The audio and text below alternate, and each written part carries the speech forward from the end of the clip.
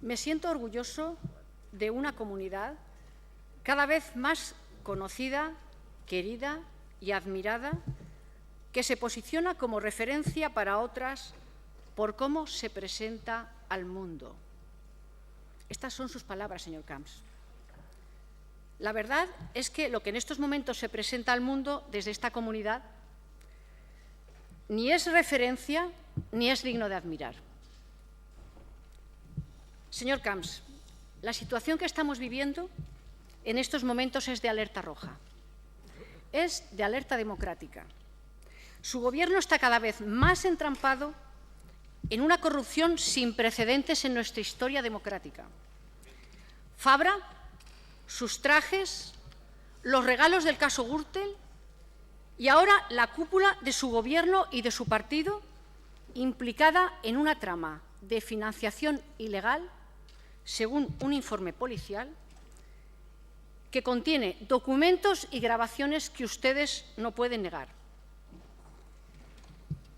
Y no solo la corrupción y el desgobierno son evidentes. El hecho de que el Tribunal Superior de Justicia se niegue a investigar los informes policiales pone en duda la separación de poderes exigible en un Estado democrático. Aquí lo que se debe investigar no son las cuentas de los partidos, que se suponen que son correctas, y Esquerra Unida está dispuesta a poner los libros sobre la mesa. Aquí lo que se tiene que investigar es aquellas relaciones de la trama Gürtel que hablan de una supuesta financiación ilícita. Eso es lo que se tiene que investigar. Señor Camps, debe dimitir y el Consejo General del Poder Judicial debe intervenir para que estos presuntos delitos no queden impunes.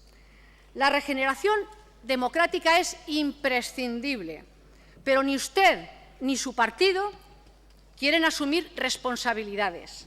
Y mientras avanzamos en el desgobierno, la ciudadanía, los valencianos y las valencianas, siguen pagando los efectos de la crisis. Porque usted decía hace un año, y lo ha vuelto a decir hoy, que el País Valenciano iba a ser el primero en salir de la crisis, que actuaría como motor de la recuperación económica de toda España.